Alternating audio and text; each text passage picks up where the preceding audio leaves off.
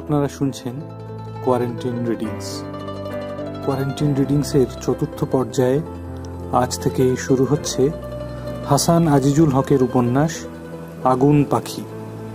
উপন্যাসটি পাঠ করছেন নন্দিনী সরকার।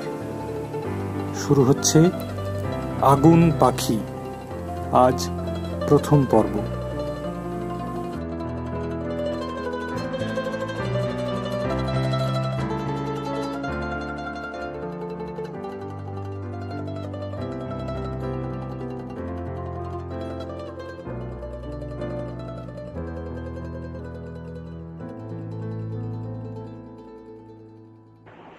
Accessible library for persons with ডিসেবিলিটিসের পক্ষ থেকে আমি নন্দিনী সরকার আগুন পাখি হাসান আজিজুল হকের লেখা উপন্যাসটি পড়ছি। এটি একটি হার্ডকভার বই, আগুন রঙেরই বই। তার উপরে সাদা দিয়ে লেখা আগুন পাখি হাসান আজিজুল হক এবং একটি মহিলার প্রতিচ্ছবি আঁকা আছে সাদা দিয়ে। বইটি খুললে কাভারের প্রথম ফ্ল্যাপের ভেতরের দিকে লেখা, গায়ের একটি মেয়ে বাপের বাড়ি শ্বশুর বাড়ির বাইরে সে জানে চারপাশের মানুষজনকে, যাদের মধ্যে বেশিরভাগই হিন্দু বলে তারা যে আলাদা তেমন তো কিছু বোঝে না সে। গভীর মমতায় সে গড়ে তোলে তাদের বড় একান্নবর্তী সংসার, আর রাতের নিরালায় স্বামীর কাছে শিখে নেয় অল্প স্বল্প লেখাপড়া। সুখ দুঃখের নানা অভিজ্ঞতার মধ্য দিয়ে সে দেখে কেমন করে তার স্বামী জড়িয়ে পড়ে সামাজিক কাজে। হিন্দু মুসলমান দুই সম্প্রদায়ের কাছেই কতটা প্রিয় এক নেতা হয়ে ওঠে সে। কিন্তু হঠাৎ যেন পাল্টে যায় সব। তাদের একান্নবর্তী সংসারেও ধরে ভাঙন, আর বাইরেও কোথা থেকে রব ওঠে যে দেশটাও নাকি হয়ে যাবে ভাগ। তা কি করে হয়? দেশ আবার ভাগ হয় কেমন করে? অবিশ্বাস্য সে ঘটনাও সত্য হলো একদিন। মুসলমান পাড়া প্রতিবেশীরা চলে যেতে লাগলো ভিটে ছেড়ে, পরিজনেরাও। কিন্তু সে কিছুতেই যাবে না। কেননা সে বলে, আমাকে কেউ বোঝাইতে পারলে না কেন আলাদা একটা দেশ হয়েছে। কেন এই দেশটি আমার নয়? সে মেয়েটির মুখের আটপৌরে ভাষায় বলা এক বুক ভাঙা দেশভাগের গল্প। কাভারের পেছনের ফ্ল্যাপে লেখা, সাম্প্রতিক বাংলা সাহিত্যের গৌরবময় একটি নাম হাসান আজিজুল হক। 1939 সালের 2রা ফেব্রুয়ারি বর্ধমান জেলার জবগ্রামে তার জন্ম। নিজের গ্রাম থেকে স্কুলের পড়া সাঙ্গ করে ওপার বাংলায় চলে যান তিনি। দর্শন শাস্ত্রের পড়াশোনার পর অধ্যাপনা করেন সেখানকার কয়েকটি কলেজে। 1973 সাল থেকে রাজশাহী বিশ্ববিদ্যালয়ে দর্শনের অধ্যাপক, এখন অবসরপ্রাপ্ত। অধ্যাপনার সঙ্গে সঙ্গে দীর্ঘকাল জুড়ে চলেছে তার সৃষ্টির কাজ। অবিস্মরণীয় অনেক গল্পের স্রষ্টা তিনি। গল্প অনেক লিখেছেন, কিন্তু রহস্যময় কোনো কারণে উপন্যাস লেখার বিশেষ আগ্রহ দেখাননি প্রতিভাবান এই কথা সাহিত্যিক। এই বইটি প্রকাশিত হবার সঙ্গে সঙ্গে পাঠক সমাজের উৎসুক প্রতীক্ষার যেন অবসান হলো। আমাদের হাতে এসে পৌঁছল হাসান আজিজুল হকের হৃদয়স্পর্শী এই উপন্যাস আগুন পাখি। প্রথম পেজ ব্ল্যাঙ্ক, তারপরের পেজে লেখা আছে আগুন পাখি। দ্বিতীয় পেজ ব্ল্যাঙ্ক, চতুর্থ পেজে আগুন পাখি হাসান আজিজুল হক, দেশ পাবলিশিং, কলকাতা, 7,73,000। পঞ্চম পেজে আগুন পাখি, Bengali novel by Hassan Azizul Haq, published by Sudhanshu Shekhar De, Des Publishing, 13 Bankim Chatterjee Street, Kolkata, 7,73,000. Phone 2241 2330 22197920. Fax 033 22192041. Email despublishing@hotmail.com. Rupees 150. ISBN 978-81-295-0820-1। প্রথম প্রকাশ এপ্রিল 2008, বৈশাখ 1415। দ্বিতীয় সংস্করণ মে 2008, জ্যৈষ্ঠ 1415। প্রচ্ছদ অলঙ্করণ দেবব্রত ঘোষ। দাম 150 টাকা। প্রকাশক সুধাংশু শেখর দে, দেশ পাবলিশিং, 13 বঙ্কিম চ্যাটার্জি স্ট্রিট, কলকাতা, 7,73,000। বর্ণ সংস্থাপনা দিলীপ দে, লেজার অ্যান্ড গ্রাফিক্স, 157 বি মসজিদ বাড়ি স্ট্রিট, কলকাতা, 7,06,000। মুদ্রক স্বপন কুমার দে, দেশ অফসেট, 13 বঙ্কিম চ্যাটার্জি স্ট্রিট, কলকাতা, 7,73,000। পৃষ্ঠা 6, উৎসর্গ মানবেন্দ্র বন্দ্যোপাধ্যায়কে শ্রদ্ধা ও ভালোবাসা। পৃষ্ঠা 7, ভাই কাঁকালে পুটুলি হলো। আমার মায়ের যখন মৃত্যু হলো আমার বয়স তখন 8 বছর হবে। ভাইটোর বয়স 1.5-2 বছর। এই দুই ভাই বোনকে অকুলে ভাসিয়ে মা আমার চোখ বুঝল। তখনকার দিনে কে যে কিসে মরত ধরবার বাঘ ছিল না। এত রোগের নামও তখন জানত না লোকে। ডাক্তার বুদ্ধিও ছিল না তেমন। মরবার আগে মুখে যদি ওষুধ পড়ত তাই কত। প্রায় প্রতি বছর কলেরা বসন্তে কত যে লোক মরত তার সীমা সংখ্যা নাই। আমার মা যে কলেরা বসন্তে না মরে অজানা কি একটা রোগে মারা গেল তাই কত ভাগ্যি। মায়ের মত আমার কষ্ট মনে পড়ে। এক বাদলের রাত দুপুরে জান গেল, কাঁদবার পর্যন্ত লোক নাই। বাপজি দক্ষিণ দুয়ারি ঘরের উষারায় গালে হাত দিয়ে বসে থাকলে তার এক খালা ছিল, আমি দাদি বলতাম। সেই দাদি এসে সব দেখাশোনা করলে। আমার মনে আছে ঘরে জ্বলছে রেডির তেলের পিদিম। 1.5 বছরের ভাই ঘুমিয়ে আছে অঘরে, গায়ে একটা ক্যাঁথা চাপানো। মাঝে মাঝে ঘরে ঢুকছে বাদুলে হাওয়া। পিদিম নেবে নেবে, তার সকাল না হলে তো করার কিছু নাই। তার সারা রাত অমনি করে থাকলে, একটু পুরনো শাড়ি চাপা দেওয়া, মুখ মাথা ঢাকা। মনে হচ্ছিল দুনিয়ায় আমাদের কেউ নাই, সবই ছিল আমাদের, তবু মনে হচ্ছিল। পৃষ্ঠা 8। মা মরার পরে ভাইটি সেই যে আমার কোলে উঠল আর তাকে নামাইতে পারলাম না। যেখানে যাই সে আমার কাঁকালে আছে। এদিকে বাড়ি ফাঁকা, দেখার কেউ নাই। অত বড় বাড়ি, উঁচু উষারা অয়লা দক্ষিণ দুয়ারি ঘরটো তখন করা হয়েছে। তা বাদে বিরাট লম্বা এগনে, তার দক্ষিণ মাথায় আর একটু বড় ঘর। এই ঘরটো উত্তর দুয়ারি। তখন ঘরটু পড়ে থাকে। দক্ষিণ দুয়ারি ঘরেই আমাদের ওঠা বসা। বাপজি ঘরটু বানিয়েছিল খুব যত্ন করে, হোক মাটির। আমাদের দেশের প্রায় সব বাড়ি তো মাটির। ঘরটোর মাটির দেয়াল ছিল খুব চওড়া। খরানির কালে ঘর যেন ঠান্ডা হিম। ঢুকলেই জানটু একেবারে তর হয়ে যেত। ছাউনি খ্যারের, গরম হবে কোথা থেকে। খ্যারের চালের তলায় কাঠামো ছিল লোহার মতন কালো কুচকুচে সারি তাল কাঠের। তা এখন আমি বাড়িতে দিনরাত থাকি কেমন করে? বাপজি দিনের বেলায় কতক্ষণই বা বাড়িতে থাকতো। দক্ষিণ দুয়ারি ঘরের উষারার সামনেই আঁজির গাছ। ওই পেয়ারাই আমরা বলতাম আঁজির। এই আঁজির গাছটু ঠিক যেন মাহারুহ, পেল্লায় বড়। পেয়ারা গাছ কোনোদিন অত বড় হয় না। মন আঁজির হতো, ভেতরটা ছিল গোলাপি লাল আর মিষ্টি যেন গুড়। ভাইকে নিয়ে এই আঁজির গাছের তলাতেই দিন কেটে যেত। দক্ষিণ দুয়ারি ঘরটোর ঠিক পেছনেই ছিল আর একটু ছোট ঘর। ওই ঘরে থাকতো আমার ওই দাদি, বাপজির খালা। 3 কুলে কেউ নাই, স্বামী ছেলে মেয়ে সব মরে ঝরে যে দাদি একা। ছোট ওই ঘরে সারাদিন খুটুর খুটুর করে বেড়াতো। ঘরের ভেতরটো আঁধার, একটি মাত্র দরজা ঘরে ঢোকার লেগে, কোনো দিকে কোনো জানালা নাই। ঘরের বাইরে উষারার এক পাশে একটু মাটির চুলো, রান্না বড়া সব ওইখানে। ঘরের ভেতরে শুধু হাঁড়ি সাজানো, কালো কালো হাঁড়ি, বড় ছোট হিসেব করে একটুর ওপর আর একটু বসানো। সার শুধু হাঁড়ি। অত হাঁড়িতে কি যে থাকতো কে জানে। পৃষ্ঠা 9। একটু মোটে মানুষ কি বা থাকবে। দাদি আমাকে খুব ভালোবাসতো। আমি বা আর কোথা যাই, ভাই কোলে দাদির কাছে কাছেই থাকতাম। বয়স তো তখন অনেকটাই হয়েছে, দাদির এটা ওটা ফাই ফরমাস খাটতাম। কিন্তু ভাই কি কোল থেকে নামবে? সব সময় আমাকে আঁকড়ে ধরে আছে। কাঁকালে আমার ঘা হয়ে গেল। দাদি বুড়ি মানুষ, খুব ফর্সা, মুখে বসন্তের দাগ।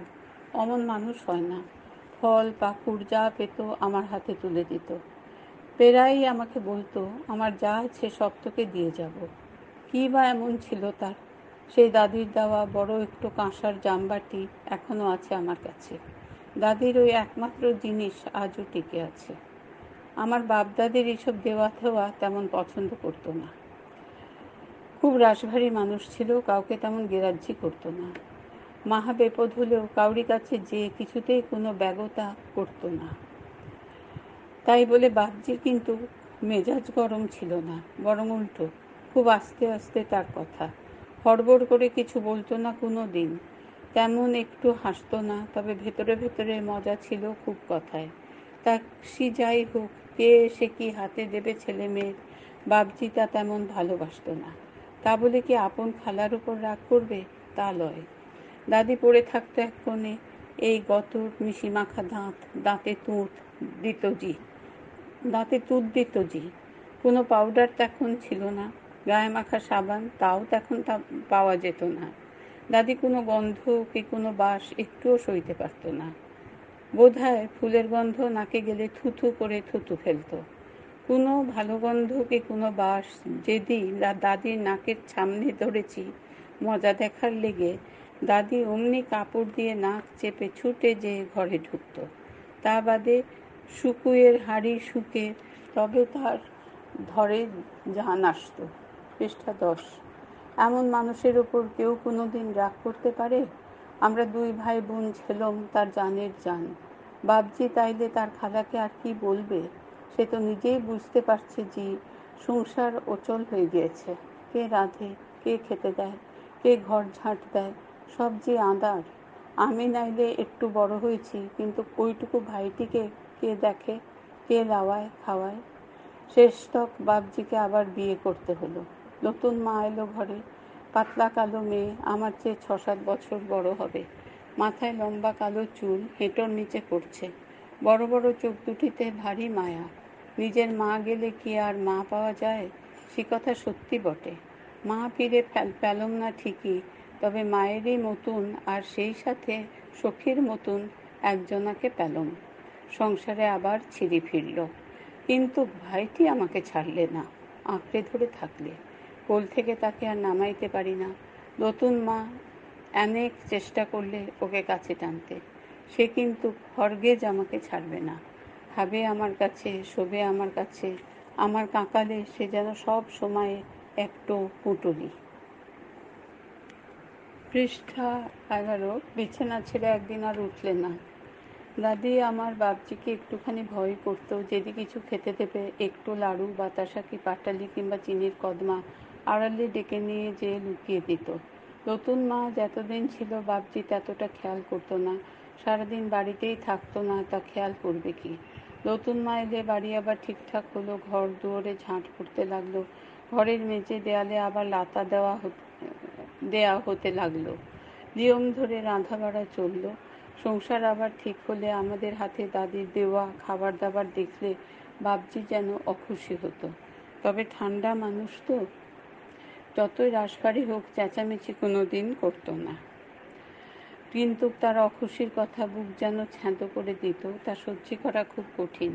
আমি জানতাম বলেই দাদিকে বলতাম, সব কিছু আমাদের দিতে যাস কেন দিদি? তুই যে আমার জান বোন, এই দুনিয়ায় আর থাকা কিসের লেগে? 3 কুলে আমার কেউ নাই, স্বামী নাই, পুত নাই, মেয়ে নাই, ভাই নাই, খালি তুই আছিস। আল্লাহ জানে তুই আছিস, তাই আমার দুনিয়ায় থাকা। এই কথার কি কোনো জবাব আছে? দাদি যে বলতো আমার যা আছে সব তোর, তা আমি তাকিয়ে তাকিয়ে দেখতাম দাদির কি আছে। ওই কোঁতা কাটা আধার ঘর আর কালো কালো মাটির হাড়ির সার, আর তো কিছু দেখি নাই দাদির। তবে দাদি যখন আমাকে বলতো আমার জানের জান, তখন বুঝতাম দাদির জান আছে। ওই একটু জিনিসই আছে, আর সেটা আমার। হায় রে, সে জানতো কি আমার? একদিন ঠিক সকালবেলায় কাক তখন ডেকেছে কি ডাকে নাই, আমি যে দেখি দাদি তখনও ওঠে নাই। আম কাঠের ভাঙা দুয়োরটো ঠেসানো। ভাবলাম এমন তো কোনোদিন হয় না। পৃষ্ঠা 12। দাদি ওঠে সূর্য ওঠার আগে আঁধার থাকতে, কি কেমন কথা হলো? আমি যে দরজাটা ঠেলে দিয়ে খুললাম, ঘর আঁধার, ঘরের ভেতরে কিছুই দেখা যাচ্ছে না। তারপর একটু একটু আবছা দেখলাম খেজুর পাটির উপর ক্যাঁথার বিছানায় দাদি শুয়ে আছে। কাছে গিয়ে ডাকলুম, ঠেললুম, সাড়া দিলে না। তখন আমি চেঁচিয়ে কেঁদে উঠলুম। দাদি আর বিছানা ছেড়ে উঠল না, মোড়ে কাঠ হয়ে আছে। বাবজির খালা তখন দাদির নিশ্চয় অনেক বয়স, তা কত হবে কে বলবে সে কথা? তখনকার দিনে লোকে নিজের বয়স জানত না, মরা নিয়ে কারো কোনো ভাবনা ছিল না। মত তখনকার জ্যান্ত মানুষের পেছু পেছু ঘুরে বেড়াতো। বয়সের কথা ভেবে আর কি হবে? তবে মনে হয় অনেক বয়স হয়েছিল দাদির। 4-20 বছরেরও বেশি হবে। দাদি চলে গেল যেন দুনিয়ার সব গাছের পাতা শুকিয়ে ঝরে গেল। আবার দাদি নিজেও কতদিন বাদে শুকনো পাতার মতনই কোথা হারিয়ে গেল। এখন আর কিছুই মনে পড়ে না। তবে বুকটোকে চিরলে সোনার পিতিমে আমার দাদিকে আজও দেখতে পাওয়া যাবে নিশ্চয়। কোথা দাদির কবর এখন আর কেউ জানে না, আমিও জানি না। অথচ আমি ঠিক জানতাম কবরটা কোথা, কিন্তু সে জায়গায় গেলেও এখন আর বলতে পারবো না। বাবজি ছেলে মেয়ে ঘর সংসার কোনো কিছুকে যে ভালোবাসত তার চোখে দেখতে পাবার উপায় ছিল না। কোনোদিন বাবজির কোলে উঠেছি বলে মনে পড়ে না। গায়ে মাথায় হাত দিলে কি দুটো মিষ্টি কথা বললে কখনো এমন দেখি নাই। কথাই তো বলতো কম। মা যখন গেল তখন তো আমি বেশ বড় হয়েছি। ওই বাবজি তো একবারও কাঁদলে না, চোখ থেকে 2 ফোঁটা পানি ফেললে না। তখনকার ভাবই ছিল এইরকম, বউ মরলে কাঁদলে সেই পুরুষের খুব নিন্দে। পৃষ্ঠা 13। মনে পড়ে ঘরের ভেতর ছেঁয়া ছেঁয়া আঁধারে বাবজি খালি গায়ে খেতে বসেছে, পরনে শুধু একটু ধুতি পরা। বিরাট মানুষ, ফর্সা ধপধপে গায়ের রং, বিরাট কাঁসার থালায় ঝিঙে শাল চালের ভাত, বড় বড় কাঁসার বাটিতে নানা রকম তরকারি, মাছ, গোশত, তেতলয় কিন্তু সব শেষে জামবাটি ভরা ঘন দুধ, কলা আর আখের গুড়। বাবজির গায়ের বলও ছিল তেমনি। এই নিয়ে গায়ে গায়ে কত গপ্প, অত বল, কিন্তু কোনোদিন একটি লোকের গায়ে হাত তোলে নাই, জেনে শুনে একটি পিঁপড়ের ক্ষতিও করে নাই, কোনোদিন কোনো মানুষকে একটু অকথা কুকথাও বলে নাই। তবু কত যে কথা ছিল তাকে নিয়ে। একবার একটু আখমারাইয়ের কল 10 জনা মিলে সরাইতে পারছে না। যেখানে আখমারাই হবে, শাল হবে, গুড় উঠবে, সে তো বছরের একটা উৎসবই বটে। কলটোকে গরুর গাড়িতে তুলে সেখানে নিয়ে যেতে হবে। ওই কল পুরোটা লোহা দিয়ে তৈরি, চারধারে শুধু 4টে শাল কাঠের পায়া। 10 জনায় সেই কলটোকে কিছুতেই জুত করতে পারছে না। দেখতে দেখতে বাবজির যে কি যে হলো, আস্তে আস্তে বললে, সর দেখিনি তোরা। এই বলে একাই সে লোহার কল সাপুটে ধরে মাটি থেকে চাগিয়ে তুলে ফেললে। এই আশ্চর্যের কথা এখনো সবাই বলে। এদিকে লেখাপড়া জানা মানুষ, বাংলা জানতো, ফার্সি জানতো। গায়ে তখন পাঠশালা হয়েছে বটে, কিন্তু বাবজি কোথা থেকে ওসব শিখেছিল তা জানি না। লেখাপড়া শেখার লেগে তখনকার দিনের মানুষ কোথা কোথা সব চলে যেত। বাবজিও নিশ্চয় কোথাও যেয়ে শিখেছিল লেখাপড়া। ফার্সি বয়েত বলতো মাঝে মাঝে, আর একটু বাংলা শুভঙ্করী বই লিখেছিল।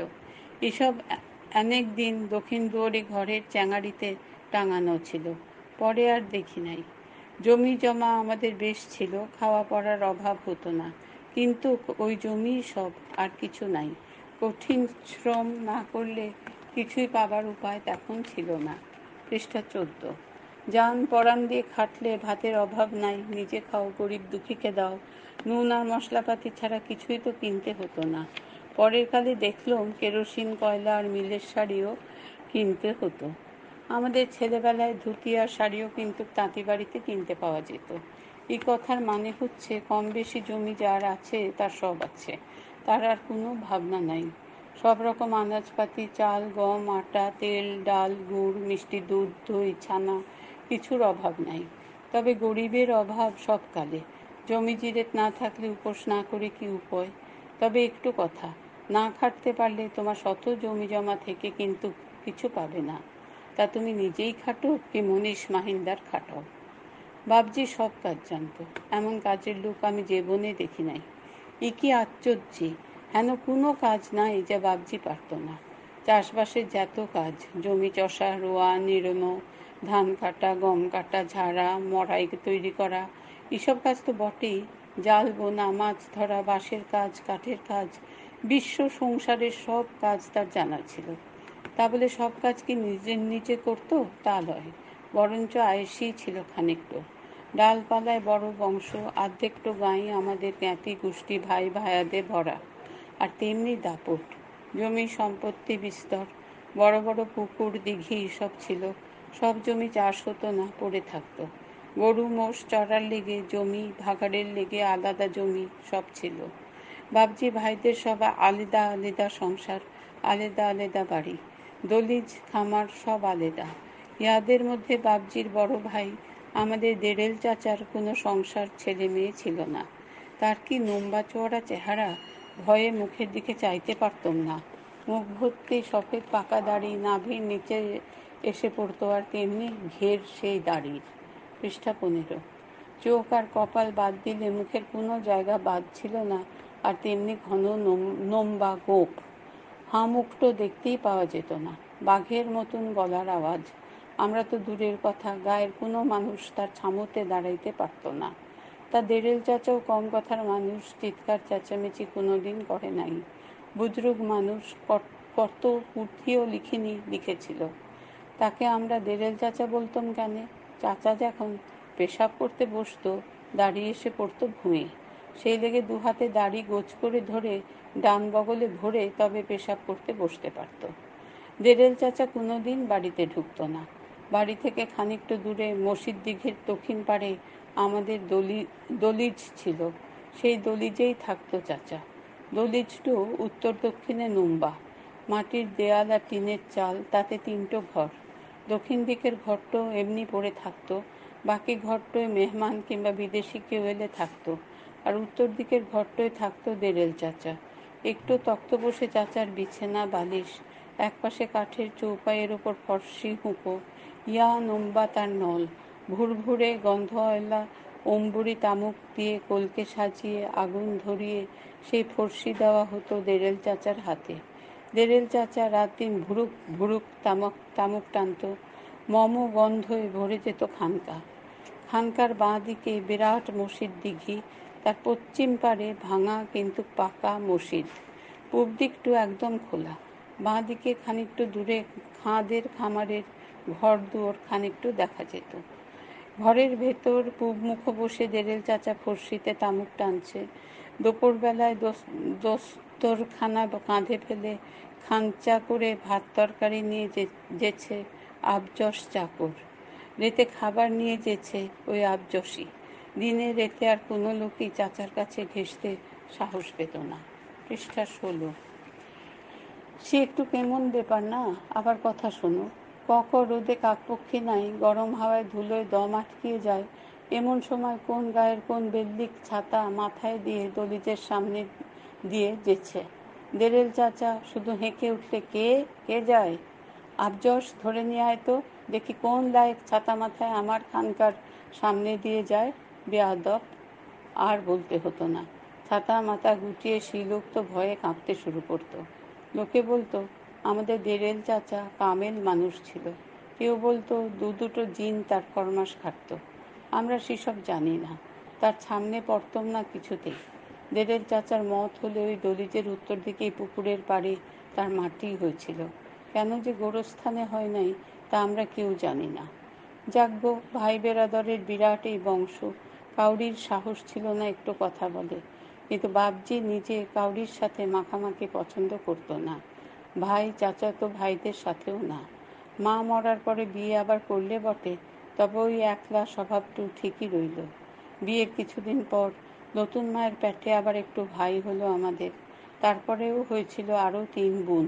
নতুন মায়ের মতন ভালো মানুষ দুনিয়ায় দেখা যাবে না, সব দিকে নজর তার। তবে সবচাইতে বেশি নজর আমার আর আমার ছোট ভাইটোর দিকে, তারপরে তার নিজের ছেলে মেয়ে। কালোপানা মানুষটির চেহারা ছবি যেন পটে আঁকা। আর কি যে তার হাতের গুণ! ওই হাতের রাঁধা যে একবার খেয়েছে সে কোনো দিন ভুলতে পারবে না। মাটির ঘরের দেয়াল কেমন করে যে লেপত সে আর কেউ পারবে না। গরুর গাড়ি করে লাল মাটি আনিয়ে রাখত এরোলের মাঠ থেকে।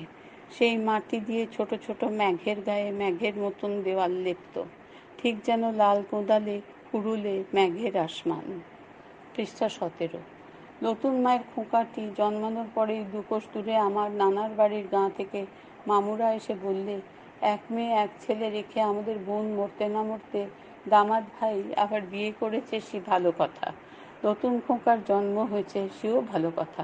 তবে আমরা আমাদের ভাগ্নেকে নিয়ে যাব, তাকে মানুষ করব। ভাগ্নেটু এখানে থাক। তার মানে হচ্ছে আমার মায়ের পেটের ভাইটুকে মামুরা নিয়ে যাবে, আমি বাপের সংসারেই থাকব। আমার 2-3 মামু তখন বেঁচে, খালারাও আছে। নিজের নানা আর তখন বেঁচে নাই। তাদের অবস্থা তেমন ভালোও নয় মন্দও নয়, বরং একটু গরিবই বটে। তবে নামকরা বড় বংশ, চাষা ভুষ্য লয়। নিজের হাতে চাষবাস কেউ করে না, কেউ পাঠশালে মাস্টার, কেউ মক্তবে ওস্তাদজি, বিদ্যেন বংশ আর কি। কেউ কেউ ছিল অকম্মা, ইগা উগায় দিঘিতে মাছ ধরে বেড়াতো সারা বছর। কেউ পুঁথি লিখত, কারোর শখ ছিল নানা রকম তামুক খাবার। কত রকম তামুক আর কত রকম তার সরঞ্জাম, সে আর কি বলবো। মেয়েদের তো রাঁধা বাড়া আর ছেলে মানুষ করা ছাড়া আর কোনো কাজ ছিল না। বিয়ে আবার সব ঘরে ঘরে। মেয়েরা কেউ বংশের বাইরে যায় না, বাইরের মেয়ে কেউ আসেও না তেমন। মুসলমান মেয়ে মোকাদ্দিমদের মধ্যে এইরকমই চল ছিল। তা আমার ভাইটিকে নিয়ে যাবার প্রস্তাব যখন করলে, বাবজি একটু কথা বললে না। তার স্বভাবই ছিল ওই রকম। ছেলে নিয়ে যাবি যা, আমার সংসারে মানুষ হবে না, খেতে পাবে না মনে করছিস, করগা। এমন চাপা মানুষ, এ কথাগুলোও বললে না, শুধু বললে আমার এখানে কোনোদিন ভাতের অভাব হবে না। তবে সৎ মায়ের কাছে ভাগ্নেকে রাখতে চাও না, আমি কিছু বলবো না। যা করার তোমরাই করবে, ছেলের কাছ থেকে আমার কোনো বিদ্বেষ নাই। সত্যি আমার কাঁকাল থেকে ভাইটিকে ছিঁড়ে নিয়ে চলে গেল মামুরা। বাবজি ঘর থেকে বেরুলো না। নতুন মা নিজের কাঁচা ছেলেকে কোলে নিয়ে ঝরঝর করে চোখের পানি ফেললে। ভাইকে নিয়ে মামুরা চলে গেল।